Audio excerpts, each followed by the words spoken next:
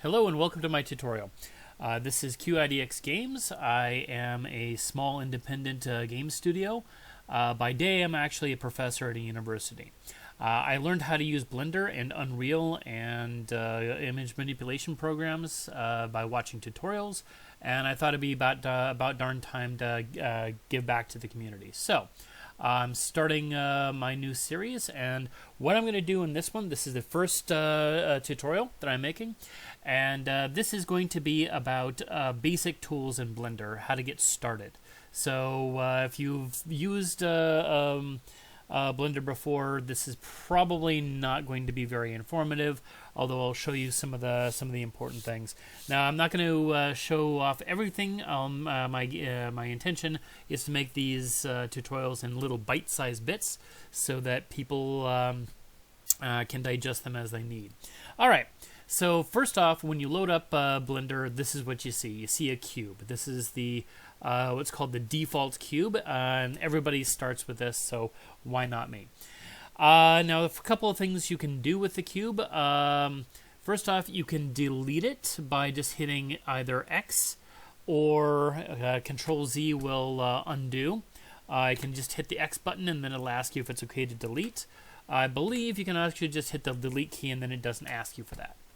So one of the things you may be scratching your head about is, well, what the heck is going on here? I can't edit anything with this, okay? You may have figured out how to scale things or rotate it around or move it around, but how do you actually, why would that actually be useful, right? Well, what's going on is you are in object mode, not in edit mode. So edit mode allows you to actually edit your cube or your sphere or whatever. So here is where you can actually grab these guys and move them around. So what the heck did I do there? Okay, first off, to go between edit mode and object mode, you can either do this, or there's this little pull-down menu over here, and of course there are other modes in here which we're not going to get to today because, again, I just want this to be a little bite-sized thing. So you can either change between this, or you can hit the tab key, and this has become how I tend to use things. So I hit the tab to go into object mode, or tab to go into edit mode. And I've just become accustomed to doing that, and probably that's a good thing for you to become accustomed to when you do this. Now, what else do we see here? We see a green line, we see a red line.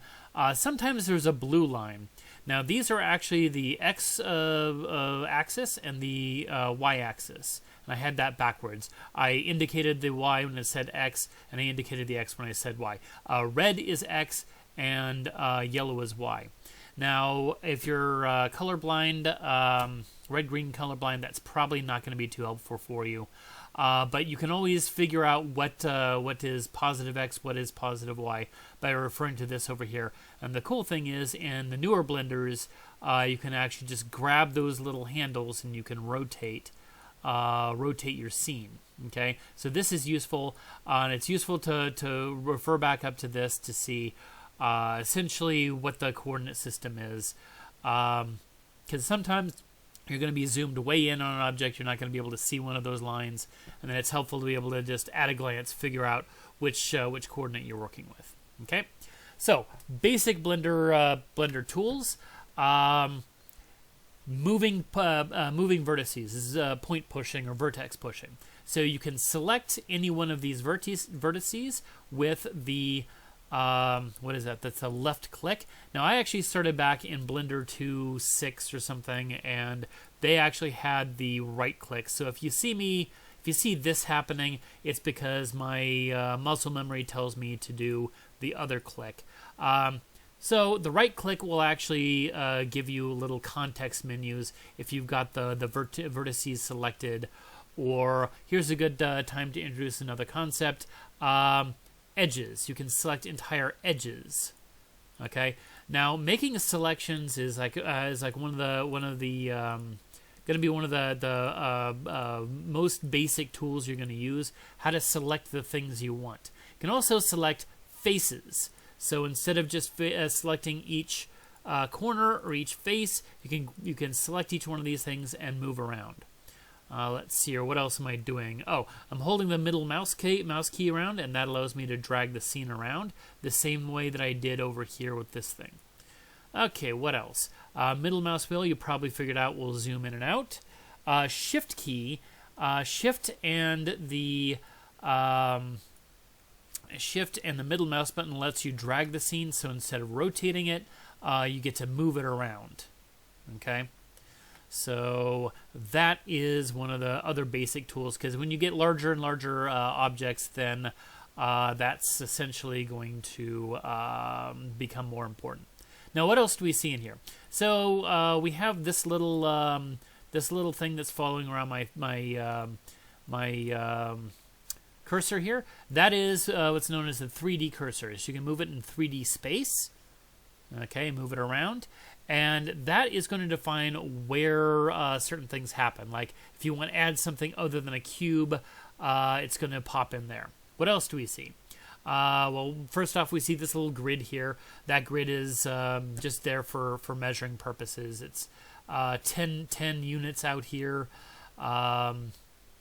Yeah, so 10 units, and then that helps you scale things out properly. You can actually define those units over in these panels over here.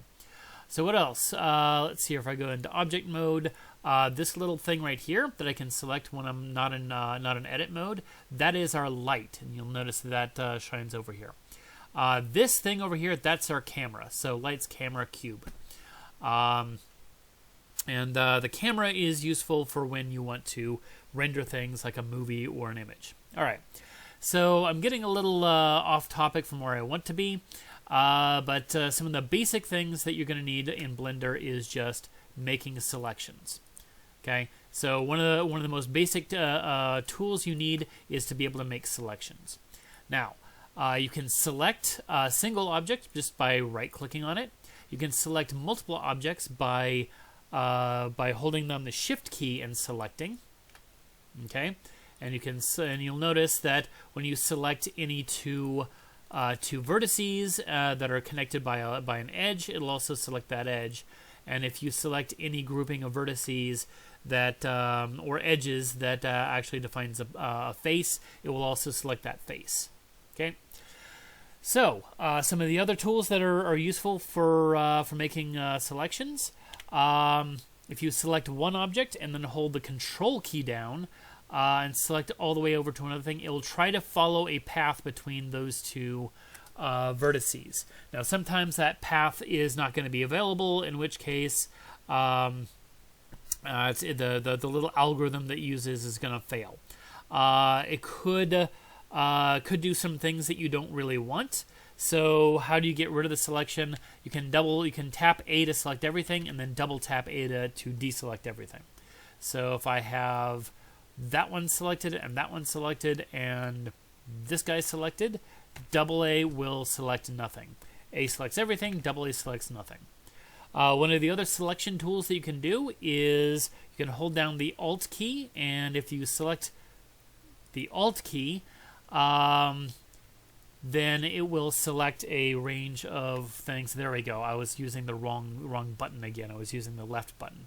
So if you hold down the Alt key, it will select all the way around in a loop. So here I have selected all the way around this cube in that loop, but not this face over here and not that face over there. These become really important later on. So this is basically what I would do. The key thing that I would practice as a Blender beginner is just how to make selections, because selecting the proper set of vertices that you want to use is going to become real important later on. A good example is some of the other keys that we have here. G will actually move the object around. So if I select just one surface and one face and I hit G, then it actually allows me to move. G is for grab, apparently.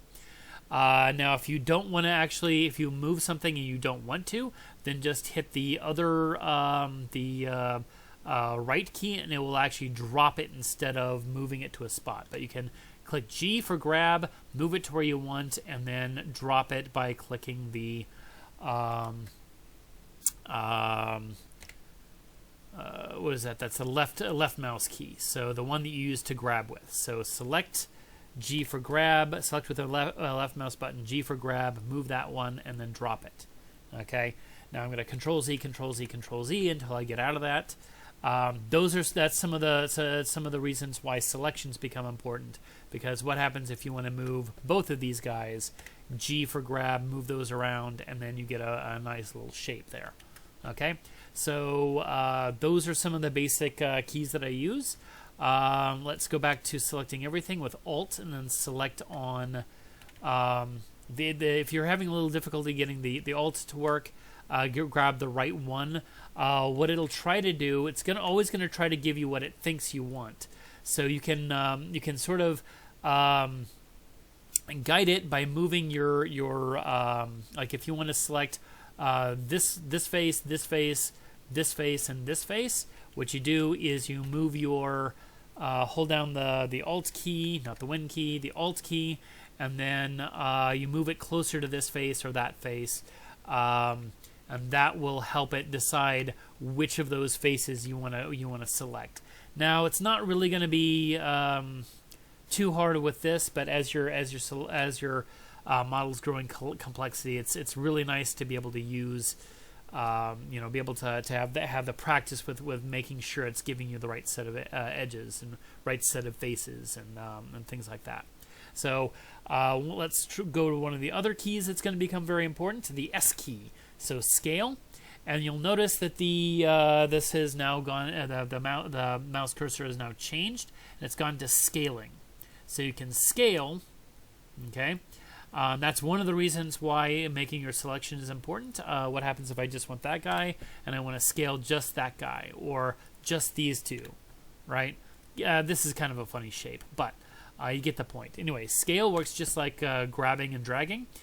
You can drag out, and if you hit the right mouse key, then that cancels the operation, and if you use the left, then that gives you the operation that you asked for. I'm going to Control Z to get out of that, and that's yeah. Now the other thing that I found useful later on was being able to tell the computer exactly which axis I want to scale on. Like what happens if I want to have not a box but I want to have a rectangle? Well, I can hit S to scale and then X to scale only along the X-axis or only along the Y-axis or only along the Z-axis. Okay.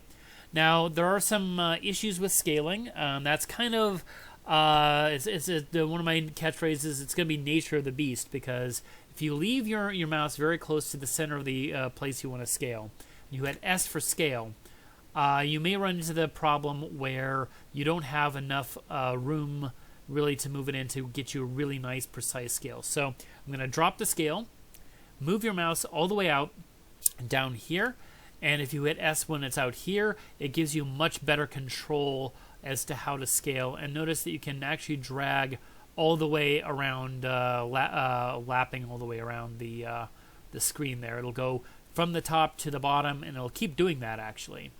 So there's that. Okay.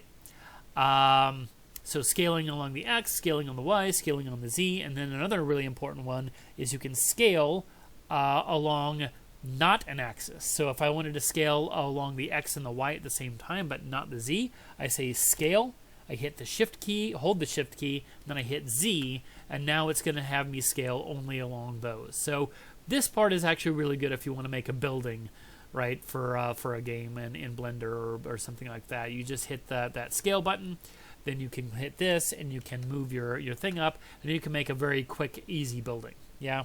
So I'm going to Control Z all the way out of this. So Scale Shift Z, Scale Shift X, Scale Shift Y. Okay, and those are all very important things to be able to do, because trust me, you're going to want to use this over and over and over again. Let's see here. Some of the other things you can do. If you want to scale this to the Blender allows you to be very precise. So if you want to scale this out twice, you can say scale Shift Z. I'm just making that one up off the top of my head, by the way. It doesn't have to be Shift Z. It could be scaling the entire thing. But anyway, you say scale, you make any specification on your axes, X, Y, Z, not X, not Y, not Z, whatever you want. And if you hit 2, it'll scale it out to precisely 2. Again, you hit the same button you used to do the selection, and it will save that action. And if you scale Shift Z 2 and then hit the right mouse button, it'll drop that without changing it. Okay, you can do that with the motion too, for the grabbing. So I can say G, move it along the Z. I can move it 2 units. So Blender allows you a lot of nice little precision here. If you have something that's that you have some sort of blueprint or something that you want to work off of, and you know that this is exactly twice the size of another axis, it'll allow you to do that. So those are the basic things, most basic keys that you're going to use in Blender, and that's where I'm going to stop this this video. I'm going to try to make another video, at least one a week, and maybe 1 or 2 a week. It would actually what I would like to do, I should say, I would like to do 1 per day, especially on the very small little Blender tips like this. But I actually have a day job, and they have strict rules about how much time I can actually spend outside of my day job working on side things like my own side business here. So I have to cut it short at some point. But I'll try to make at least one of these per week.